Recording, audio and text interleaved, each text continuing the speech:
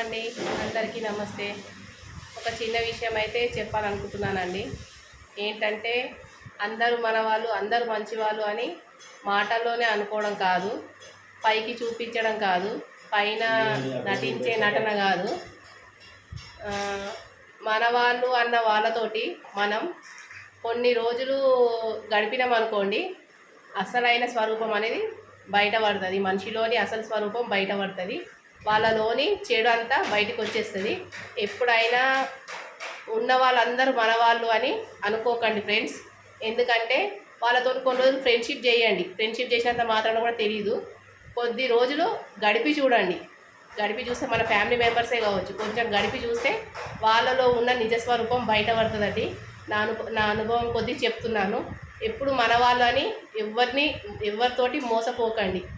ఓకేనా అండి? Thank you.